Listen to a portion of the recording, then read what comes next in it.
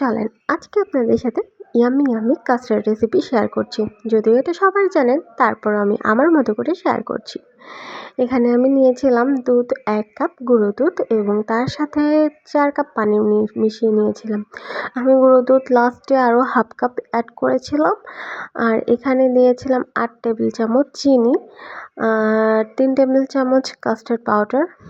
তো এগুলো দিয়ে ভালো মতো মিক্স করে নিয়েছিলাম, এই যে হ্যান্ড হুইস্ক দিয়ে ভালো মতো মিক্স করে নেওয়ার পরে তারপর আমি চুলায় বসিয়ে বেশ কিছুক্ষণ জাল করে নিয়েছি।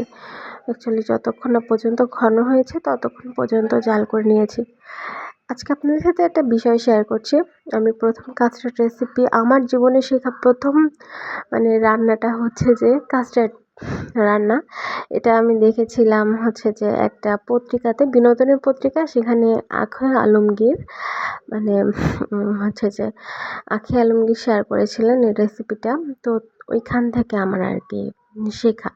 আর উনি ঠিক এভাবে করেই রান্না করেছিলেন, রেসিপিটা শেয়ার করেছিলাম। এখন তো অনেকে ঘন ঘন করে, কিন্তু আমি প্রথম যে কাস্টার্ডটা ছিল আমার করা প্রথম কাস্টার্ড, তখন হয়তো অনেকে জানতও না। সেটা 2009-10-এর দিকে, ওই সময় আর কি শেখা আমার ওই বিনোদনের পত্রিকা থেকে। তো ওইখান থেকে শেখা ছিল, তো তখনই আমি হচ্ছে যে এটা ট্রাই করি। আর বাসার সবাই খেতো, তখন ফিদা হয়ে গিয়েছিল এবং এখনও পর্যন্ত ফিদা। এখনও পর্যন্ত সবাই আমার এই কাস্টার্ডটা পছন্দ করে। যেই আসে, আমার ফুপি, আমার ভাইয়ারা যেই আসে সবাই বলে এই কাস্টার্ডটা বানা।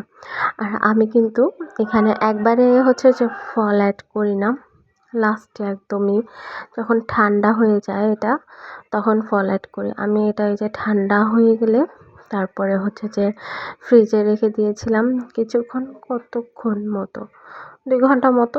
ঠান্ডা হয়ে যাওয়ার পর আমি এতে আপেল, বেদানার দানা, তারপরে হচ্ছে যে কেক, এগুলো ইউজ করি। আর কেউ চাইলে আপনারা হুইপ ক্রিমও দিতে পারেন, আর একটু ঘন হবে, তবে আমি এভাবেই খেতে পছন্দ করি। তো এই ছিল আমার কাস্টার্ড রেসিপি। আল্লাহ হাফেজ।